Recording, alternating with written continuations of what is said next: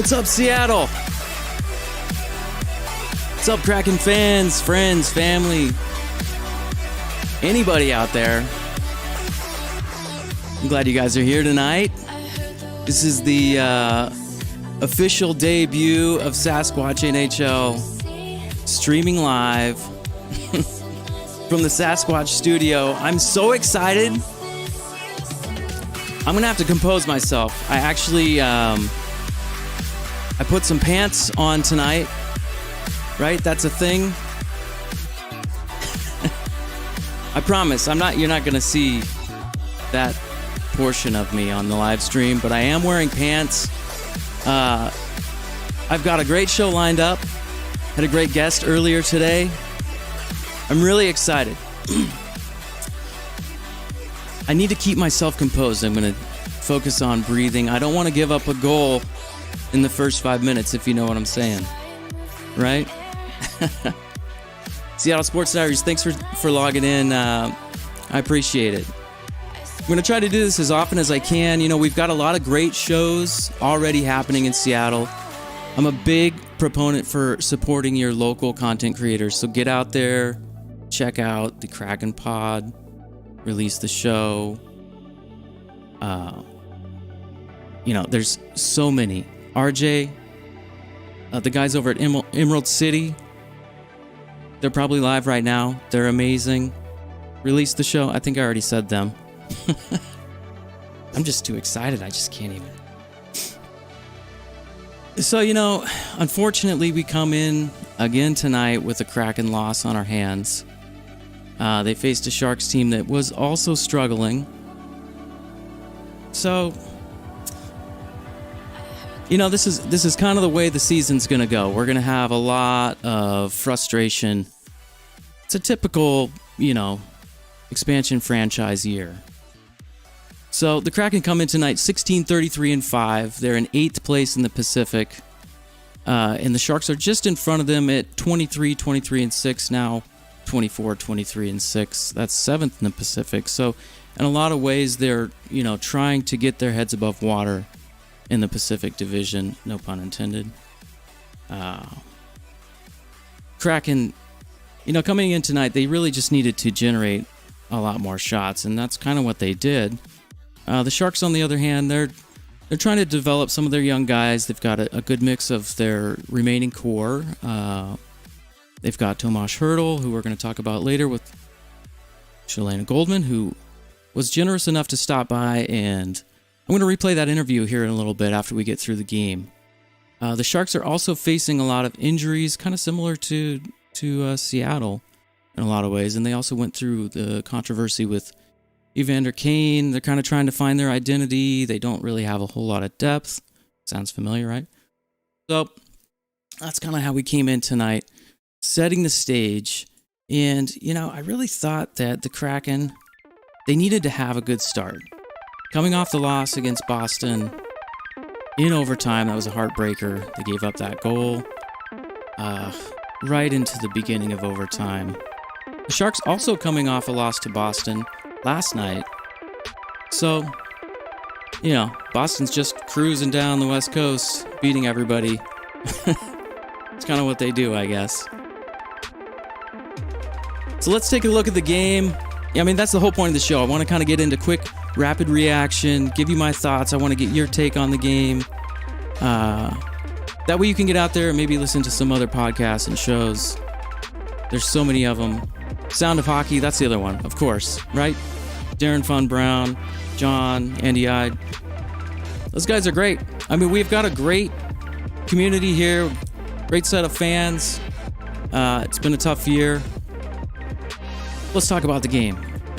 First period, we come in just aggressive, right? We're looking good. First 10 minutes, we get a couple of great chances right away. Breakouts are looking good. Good forecheck. Ozone entries. We're funneling a lot of shots at Reimer, who, you know, luckily for the Sharks, he was on early. Otherwise, it probably, I think I tweeted this, I said it probably would have been 3-0 early if Reimer hadn't shown up, and he did. So we get a little further into the first period. it's frustrating because the Sharks the Kraken are just working their tails off. And of course, the Sharks score the first goal 17 minutes into the first period.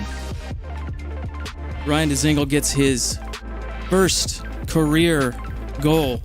And the guy, I'm sorry, not first career. That's Reedy. That's later. Dzingel had just come over from Toronto off waivers. I got ahead of myself. All right. But Dzingel puts that first goal in, gives them the lead, 1-0, and you feel like, oh man, the Kraken, they've worked so hard. And then they give up that first goal, and jeez. But immediately after, we get the response goal from Geeky, and that was great to see. So the Kraken just, they kept getting after it, tie the game, and we're headed into the second period. So immediately back in it, second period, Johansson, within the first, I think, minute or two, had a huge chance. 2-on-1 low. Reimer comes up with a great save. So, I feel good. Kraken are getting in there. Kind of meandering through a little bit further into the second, and Jake Middleton with a big hit on the boards. And we've got a fight between him and Jeremy Lauzon and Jacob Middleton. And I like seeing Lauzon get physical. He's had a little bit of a tough go. It's easy to criticize the guy, but he's got a tough job out there. He's a young defenseman, came over from Boston, and we'll see what he can do. So, as we go through the second, it looks like Calle Jarnkrok gets his goal, but then, of course, goaltender interference, waves it off. It looks like he got his skate in there a little too much onto Grubauer, and it was, I guess, after looking at the replay. At first, I thought it wasn't going to be goaltender interference, but after looking at the replay, I don't know. It's so hard to figure out what is goaltender interference. You hear everybody debate it and talk about it, but I feel like he did get in there a little too far. It was probably the right call. And of course, right after that, not too long, 7:15 in, Scott Reedy gets his first career goal for the Sharks to put them up 2-1.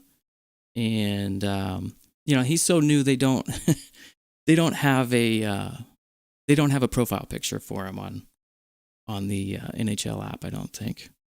So congrats to him, but it's really, really disappointing for the Kraken to come through there, work so hard, and now you're down 2-1, going towards the end of the second period, and the Sharks start turning the tide a little bit through that second period.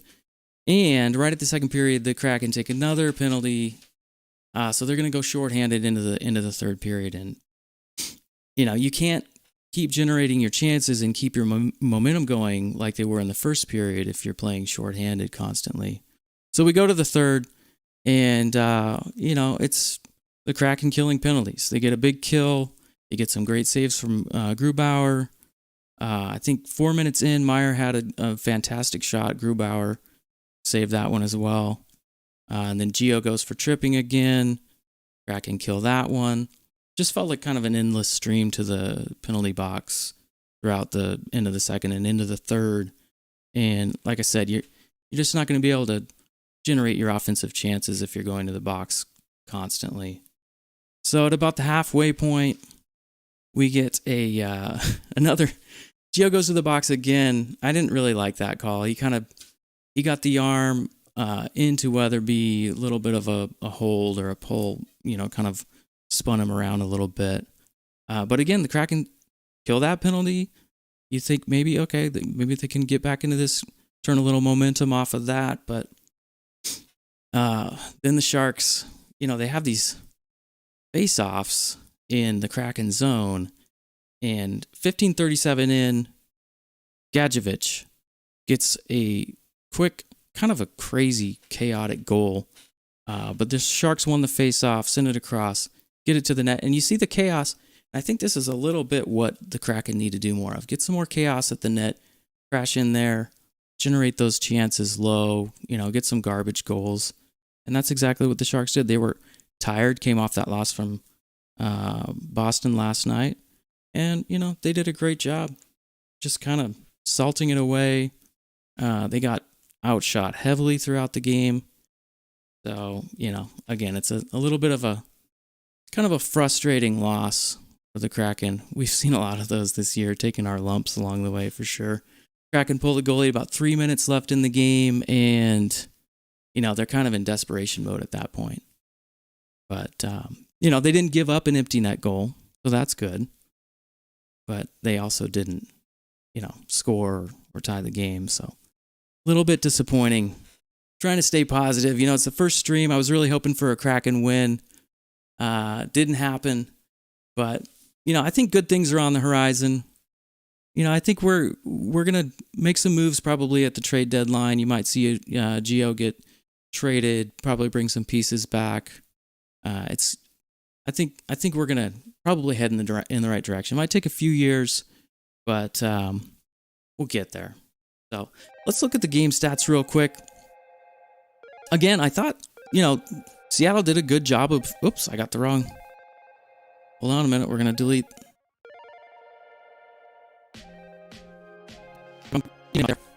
Little first stream mess up. Hang with me there. That's all right. So the Kraken had 40 shots. I mean, that's fantastic. Right? How often does that happen? I think that's probably their... Could take a look here, but I think that's the most shots they've had in a game all year. I might be wrong. Correct me if I'm wrong.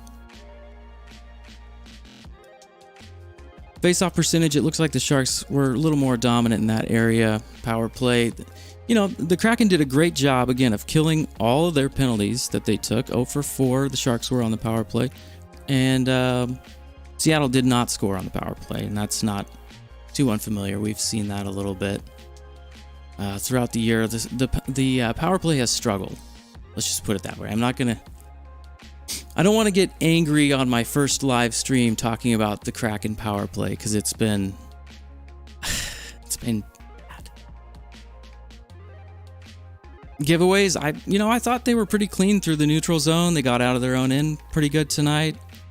I'm surprised the Sharks only had 4 giveaways. They just looked kind of tired and slow to start the game, but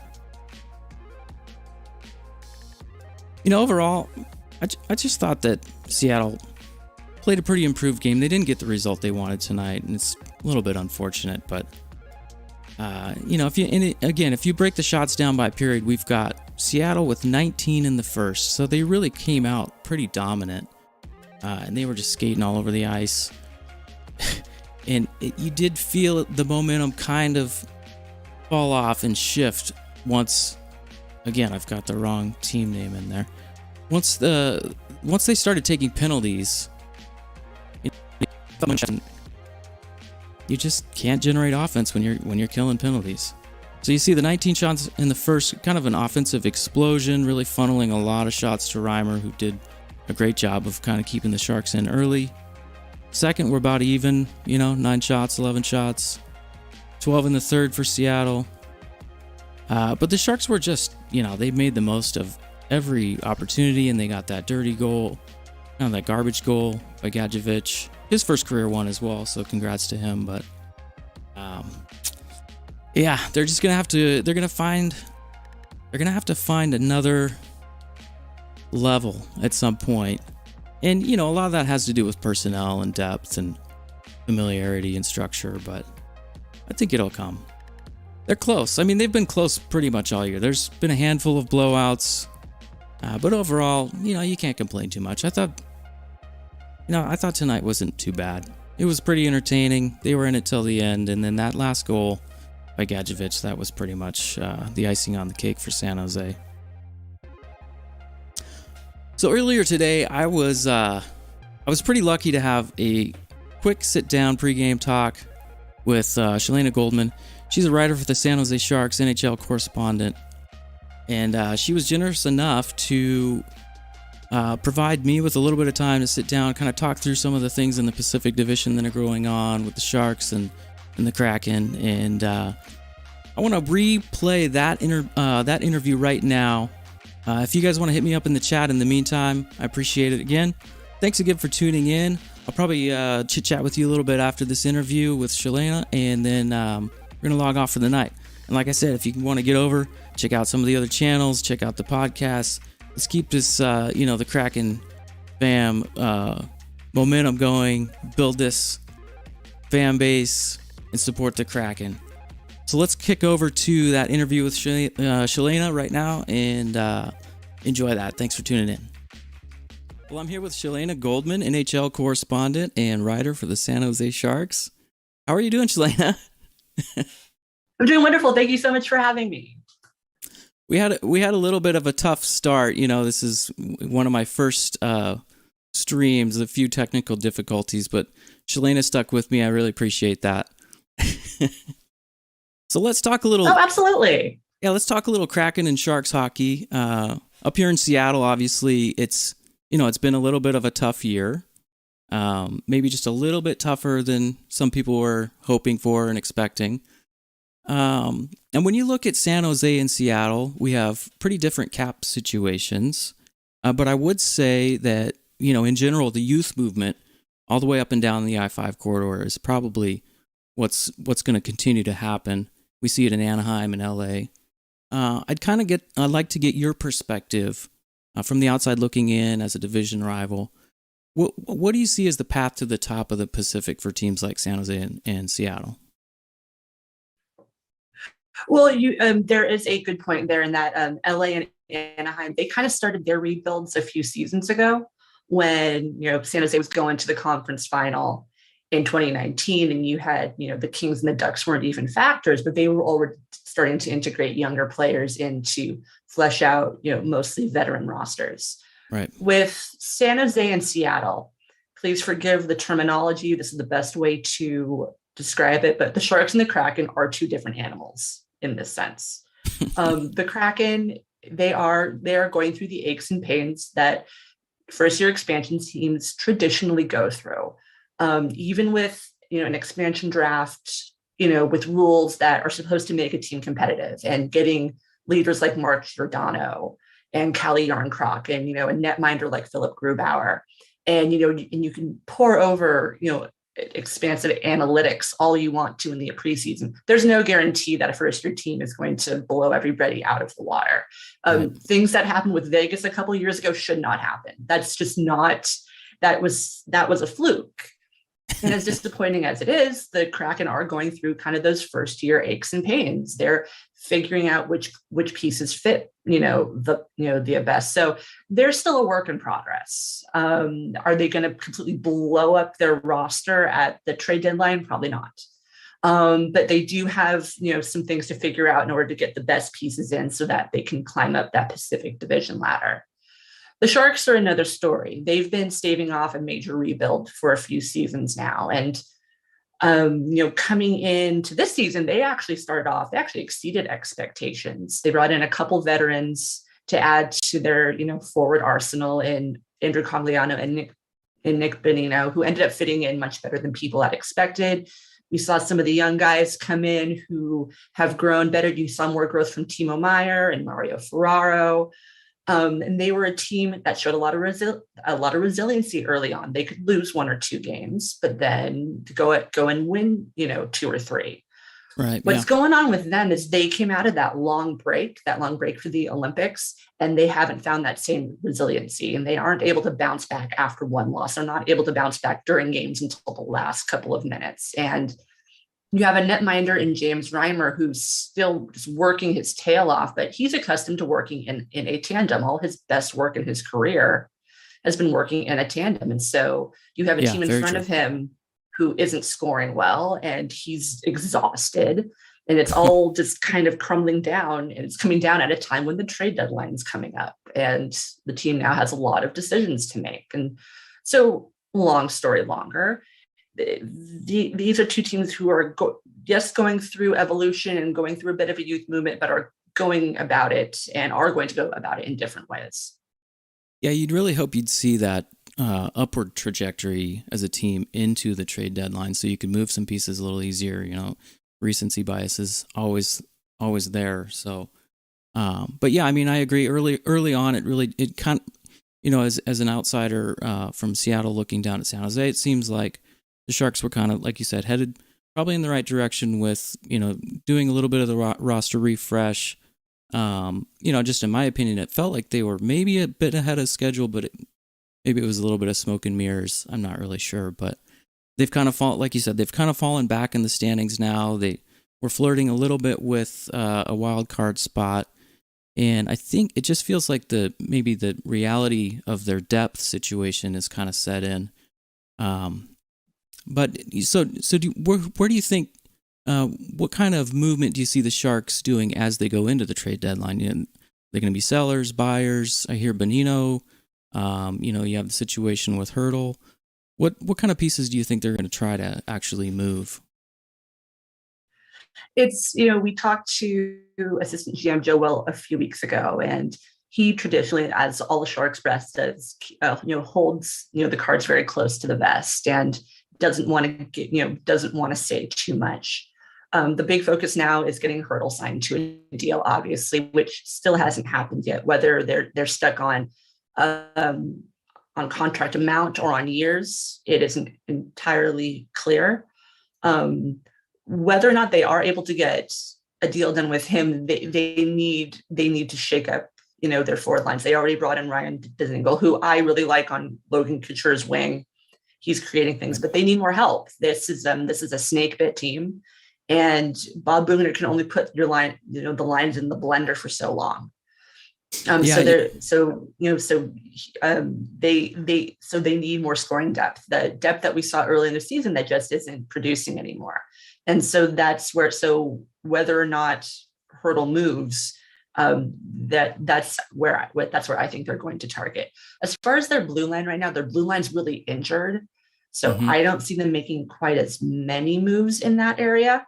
Yeah, and last night Ferraro went down. So and you had Nicholas Milosh went down the game before. You had Jacob Megna went down a few games ago. So they're injured. I don't see them moving as many pieces there. They're still looking at Erik Karlsson to come back. And so that's a little more iffy. I think they're going to focus more, and they're focusing on getting those guys back healthy. They're looking at getting Aiden Hill back healthy to back Reimer up, or, at least be part of that tandem. But if they're going to make big moves, it's going to be to their forward lines. Right. So up here in Seattle, we're fully expecting Giordano to get moved at the deadline. Also hearing Kalle Järnkrok and former Shark Jonas Donskoy. He's near and dear to all of our hearts, but unfortunately he just really hasn't found his game in Seattle. I think he has one goal still. So as far as market value, what are you hearing? Maybe on the caliber level of Giordano.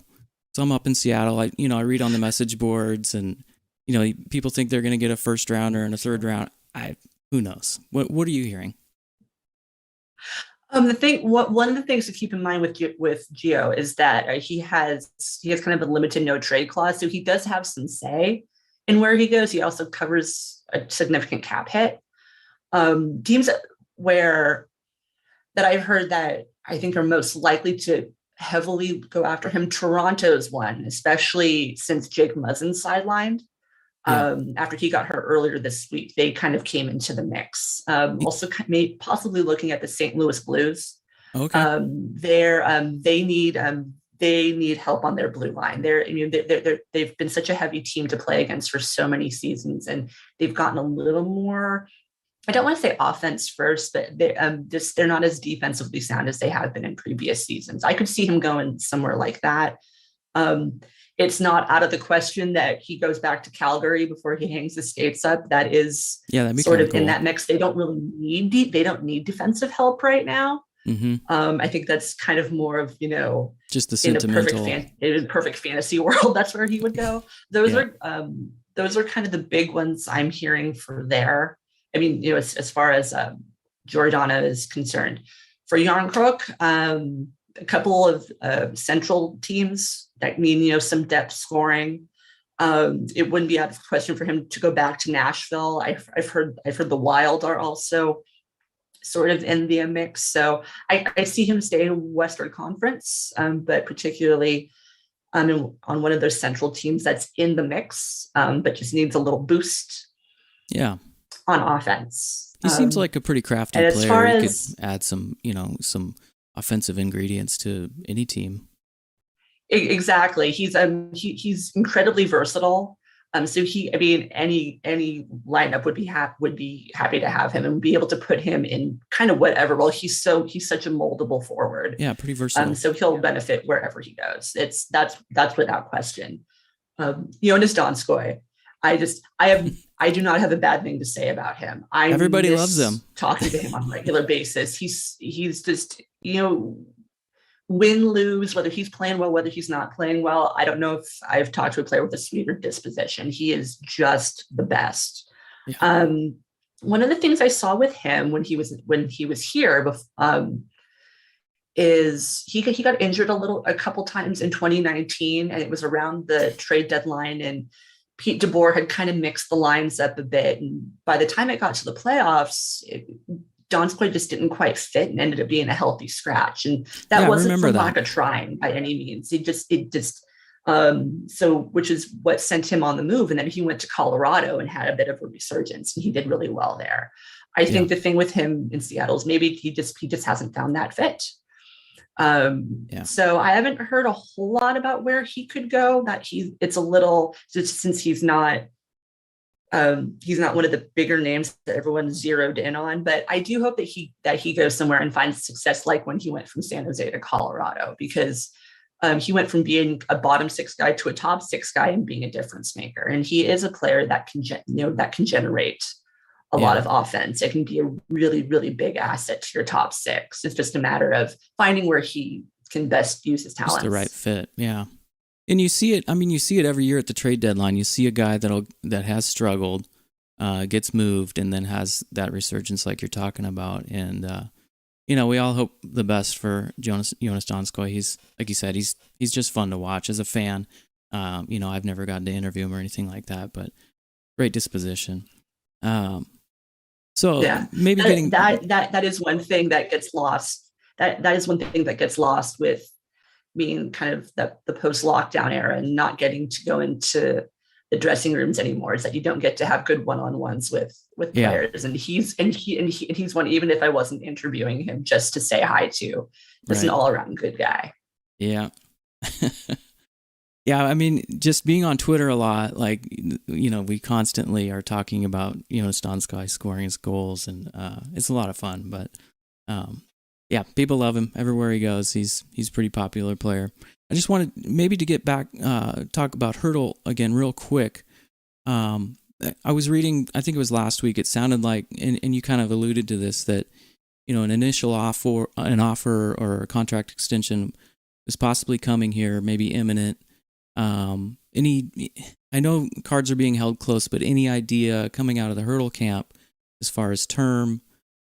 Basically, what do you think it's going to take to keep Hertl in the Bay Area? And if it doesn't materialize, like we talked about, maybe he's going to be on the move. But what do you think it's going to take to keep him there? As I said, Joe Will had said that the Sharks and Hertl's agent have been in constant talks. So talks have been going on. This isn't like a few seasons ago when, during Joe Pavelski's last season, where there was nothing going on. Like Sharks actively want to keep Hertl. They don't want him to go anywhere. But it's unclear as to whether it's amount of money or if it's years or maybe even both. That's kind of what I'm wondering, if it's term or dollars. Yeah, he clearly doesn't want to do something small, and he's had his whole career here, his family's here, they're very happy here. I think he wants to stay, but he's not going to do it at a gnarly discount. Like, that's just not what it is. And so when we tried to ask Joe, if he does go, what are you guys looking for? He said, I'm not thinking about that. we're not even going to entertain that. And it was like, oh, okay then. Yeah. So it's, even as the team has struggled and, and they have to look at making some moves, which is going to be hard because how close they sit to the cap. Even with needing to make some of those moves, they really are trying as hard as they can right now to make sure that he stays.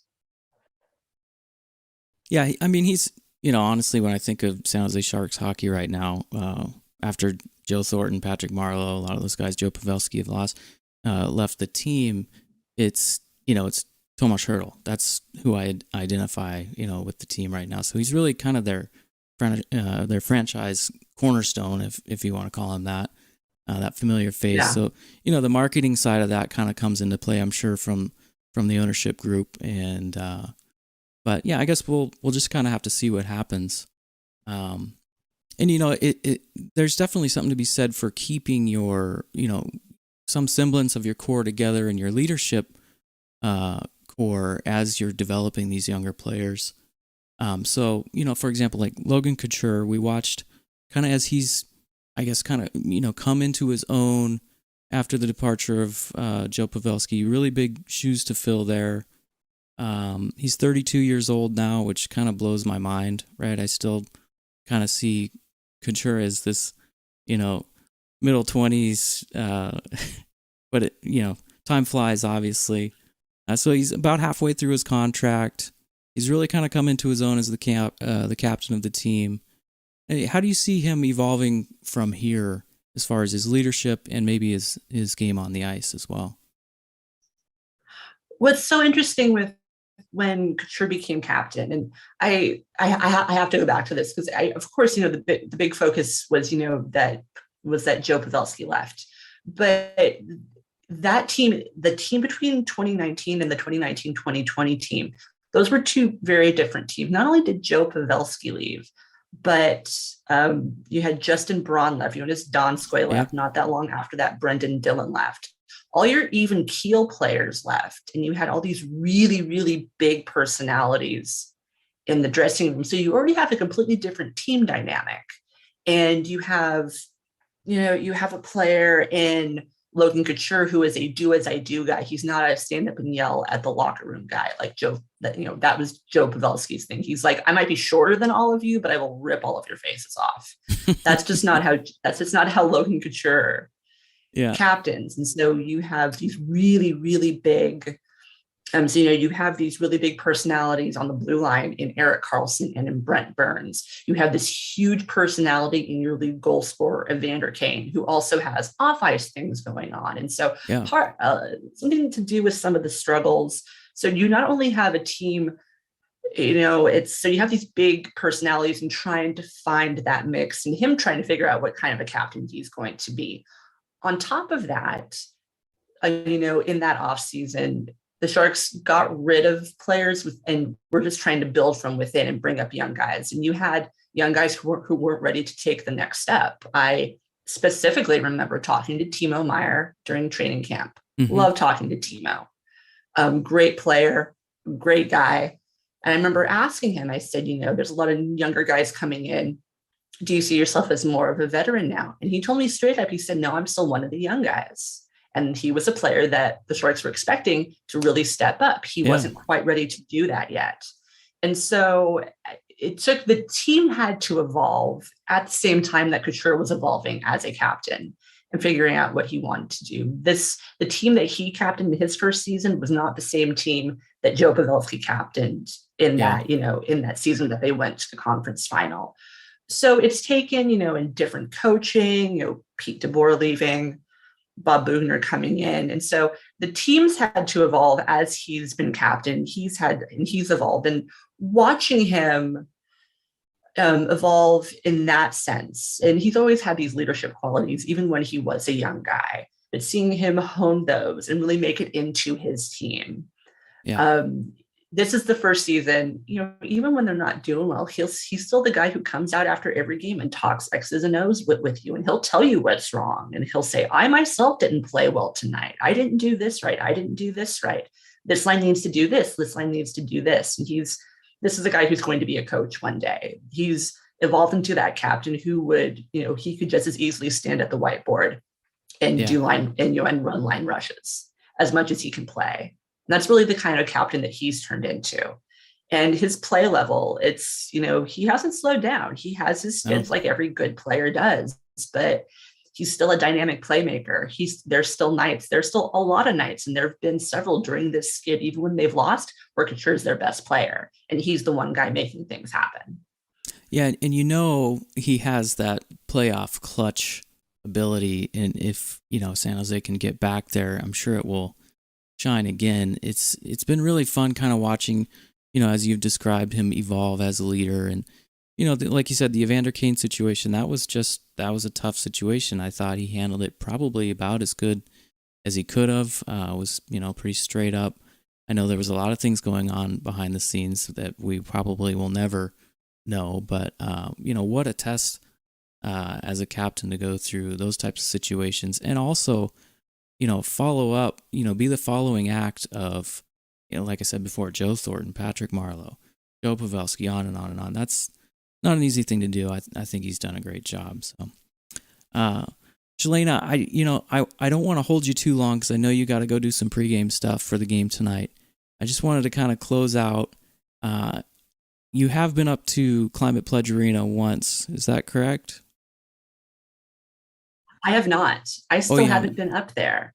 Okay. I have not made the jaunt yet. I know Mike Benton was giving me a hard time because I haven't been up there yet to say hi to him. Yeah. It's being a writer coming back after a 2-year layoff, all a pandemic. I have multiple jobs. So when the Sharks go on the road, I have 2 other things I'm doing. I'm in front of my computer a lot.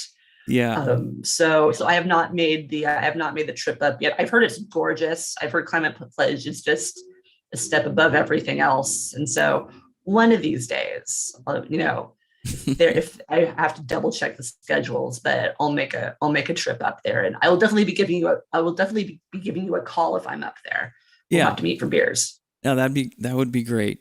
We've got a pretty cool little Kraken fam community that's forming, and a lot of cool podcasts and shows, and it's a lot of fun.